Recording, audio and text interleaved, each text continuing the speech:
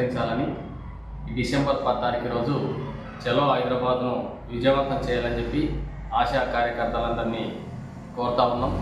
ప్రధానంగా ఆశాలకు సంబంధించి ఆశాలకు leprosy survey ఏదైతే ఉందో 2 సంవత్సరాల కిందట చేసిన సర్వే బిల్లు ఇప్పటివరకు ఇవ్వలేదు. అదేవిధంగా పల్స్ పోలియో బిల్లులు ఇట్లాంటివి ఇవ్వకుండా మళ్ళీ కొత్తగా లెప్రసీ సర్వే చేయాలని చెప్పి అధికారులు ప్రభుత్వం ఒత్తిడి తీసుకొస్తూ ఉంది. కాబట్టి సర్వేకు సంబంధించిన బిల్లులన్నీ చెల్లించిన తర్వాతనే మళ్ళీ నెక్స్ట్ సర్వేకు పనులు అప్పచెప్పాలని చెప్పి మేము కోరుతా ఉన్నాం.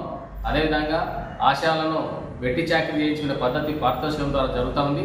పారితోషికాన్ని వెంటనే రద్దు చేయాలి. కనీస వేతనము 18,000 రూపాయలు ఇవ్వాలని చెప్పి మేము కోరుతా ఉన్నాం. కాంగ్రెస్ ప్రభుత్వము తన ఎన్నికల మేనిఫెస్టోలో కూడా పేర్కొన్నది. ఆశా కార్యకర్తలకు కనీస వేతనం 18,000 రూపాయలు ఇస్తామని చెప్పి వాళ్ళ మేనిఫెస్టోలో కూడా పేర్కొన్నారు.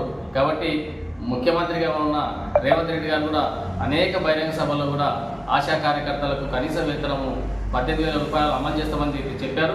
కాబట్టి వాళ్ళు ఇచ్చిన మాట ప్రకారం మాటను నిలబెట్టుకోవాలి. ఆశాలను వెట్టి చాకరీ నుండి విముక్తి కల్పించాలని చెప్పి సిఐటియుగా మేము డిమాండ్ చేస్తూ ఉన్నాం. కాబట్టి నారాయణపేట జిల్లాలో ఉన్న అన్ని పిఎస్సి పరిధిలో ఉన్న ఆశా కార్యకర్తలందరూ డిసెంబర్ 10 తారీఖు రోజు చలో హైదరాబాద్కు బయలుదేరాలని చెప్పి కోరుతా ఉన్నాం.